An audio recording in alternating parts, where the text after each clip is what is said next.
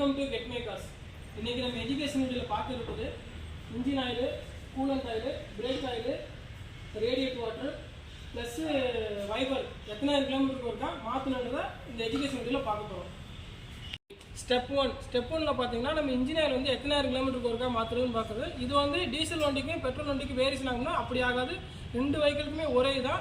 அதாவது ஆயிலில் பார்த்தீங்கன்னா ரெண்டு விதமான ஆயில் இருக்குது. சாதா ஆயில் இருக்குது, சிந்தட்டிக் ஆயில் இருக்குது. சாதா ஆயிலை பொறுத்தவரை நம்ம வந்து மாற்ற வேண்டிய கிலோமீட்டர் பார்த்தீங்கன்னா 4000 5000 கிலோமீட்டர் வரைக்கும் மாற்றணும். இதே நீங்கள் சிந்தட்டிக் ஆயில் யூஸ் பண்ணுறீங்கன்னா அது வந்து 7000 8000 வரைக்கும் மாற்றலாம். ரெண்டாவது வந்து இன்ஜின் ஆயில் வந்து எப்படி ப்ராப்பராக செக் பண்ணணும், ஒரு ஃப்ளாட்டாக வண்டி நிப்பாட்டி வைக்கணும். ஃப்ளாட்டான வண்டி வந்து நேர சமமான நிலையில் இருந்தால் மட்டும் தான் அந்த ஆயில் லெவல் கரெக்டாக காட்டும். ஸ்டெப் 2ல் பார்க்க இருக்கிறது ஆயில் லெவல் எப்படி இருக்குன்றதை செக் பண்ண போகிறோம். ஒவ்வொரு வண்டிக்கும் வந்து ஒவ்வொரு மாதிரி ஸ்டிக்கு கொடுப்பாங்க. இப்போ இது வந்து பெட்ரோல் வேரியண்ட்னால ஸ்டிக் இங்கே வருது. டீசல் வேரியன்ட் பார்த்தீங்கன்னா ஸ்டிக் லெவல் வந்து இந்த சைடில் வரும்.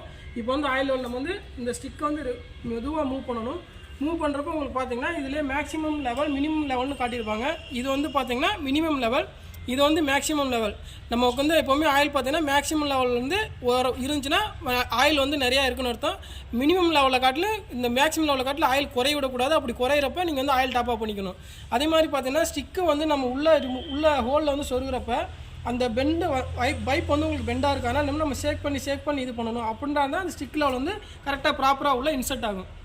இப்போ ஸ்டெப்பு 3ல் பார்க்க போகிறது பிரேக் ஆயில். பிரேக் ஆயில் பார்த்தீங்கன்னா இந்த ஸ்டேரிங் பிரேக் ரெண்டுமே ஒன்று தான். மேக்ஸிமம் லெவல் மினிமம் லெவல்னு கொடுத்துருப்பாங்க. எப்போவுமே பார்த்தீங்கன்னா ஆயில் லெவல் வந்து மேக்ஸிமம் லெவலில் இருக்கணும், மினிமம் லெவலில் குறையக்கூடாது. அப்படி மினிமம் லெவலில் இருந்துச்சுன்னா நம்மளோட பிரேக் ஆப்ஷன் வந்து ரொம்ப ஸ்லோவாக இருக்கும். பிரேக் பிடிக்கிறதுமே உங்களுக்கு வந்து ஹார்ட்னஸாக இருக்கும். அதனால் பிரேக் ஆயிலை பொறுத்தவரை எப்போவுமே ஃபுல்லாக அதான் மேக்ஸிமமில் வச்சுருக்கிறது நமக்கு ரொம்ப சேஃப்டி. அடுத்து நம்ம பார்க்க போகிறது வந்து ஸ்டெப்பு 4 பார்த்தீங்கன்னா கூலண்ட் லெவல் செக் பண்ணுறது. கூலண்ட் லெவல் பார்த்தீங்கன்னா மேக்ஸிமம் லெவல் மினிமம் லெவலில் இருக்கணும். இப்போ பார்த்தீங்கன்னா மினிமம் லெவல் வந்து லோ, மேக்ஸிமம் வந்து அதிகம். மேக்ஸிமம் லெவலுக்கு மினிமம் லெவலுக்கு நடுவில் கூட இருக்கலாம், ஒன்றும் பிரச்சனை இல்லை. இது வந்து கரெக்டாக ப்ராப்பராக நம்ம 20,000 கிலோமீட்டருக்கு ஒருக்கா நம்ம சர்வீஸ் பண்ணணும். சர்வீஸ் பண்ணால் நமக்கு வந்து ரேடியேட்டர் நல்லாயிருக்கும். ரேடியேட்டர் வந்து எந்த ஒரு பிரச்சனையும் இருக்காது.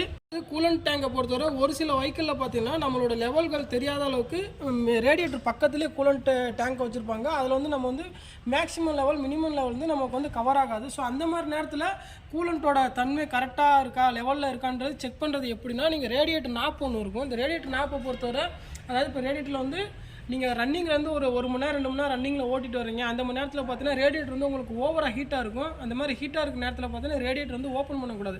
ஓப்பன் பண்ணிங்கன்னா உங்களுக்கு அதில் வந்து ஹீட்டான வாட்டர் வந்து உங்கள் மேலே தெரிச்சுன்னா உங்கள் ஆபத்து ஏற்பட காரணங்கள் அதிகமாக இருக்கலாம்.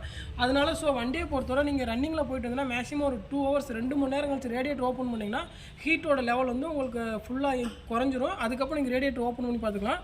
இப்போ ரேடியேட்டர் ஓப்பன் பண்ணிங்கன்னா வாட்டர் லெவல் வந்து இந்த அளவுக்கு ஃபுல்லாக இருக்கணும்.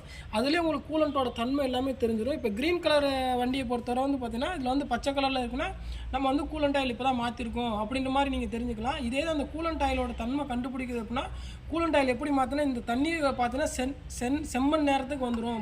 அதாவது க்ரீனில் இருந்து அப்படி லைட்டாக கலர் சேஞ்ச் ஆகும். அந்த மாதிரி நேரத்தில் நீங்கள் வந்து கூலண்ட் ஆயில் வந்து கம்பல்சரி மாற்றினா உங்களோட ரேடியேட்டருக்கு வந்து லைஃபாக இருக்கும்.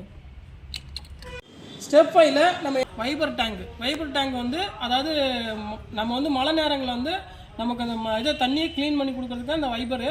அந்த வைபர் டேங்கை பொறுத்தவரை மேக்ஸிமம் பார்த்தீங்கன்னா நம்ம பியூர் வாட்டர் ஊற்றுறது நல்லது. இதே இது நம்ம உப்பு தண்ணியோ இல்லாட்டா கலப்படந்த தண்ணியை ஊற்றுன அதாவது கலங்கல் தண்ணி ஊற்றுனா என்ன ஆகும்னா வைபர் டேங்க்லேருந்து உங்களுக்கு வந்து இந்த இடத்துல பார்த்தீங்கன்னா தண்ணி இந்த ஹோல்லேருந்து தண்ணி உங்களுக்கு வந்து ஃபோர்ஸாக அடிக்கும். அந்த ஹோல் பார்த்தீங்கன்னா நம்ம குண்டூசி லெவலுக்கு தான் ஹோல் இருக்கும். அதனால் நம்ம வந்து உப்பு தண்ணியோ கலங்கல் தண்ணியோ யூஸ் பண்ணோம்னா அதில் போய் அந்த தண்ணியை வந்து அடைச்சினால உங்களுக்கு வாட்டர் லெவல் வர கொஞ்சம் சிரமப்படும். அதனால் மேக்ஸிமம் பார்த்தீங்கன்னா நம்ம டேங்க்கில் வந்து எப்போவுமே மினரல் வாட்ரு நல்லா சுத்தமான தண்ணி யூஸ் பண்ணுறது நல்லது. நம்ம சேனலை சப்ஸ்கிரைப் பண்ண மறக்காதீங்க. நெக்ஸ்ட் எஜுகேஷன் வீடியோவில் உங்களை சந்திக்கிறேன்.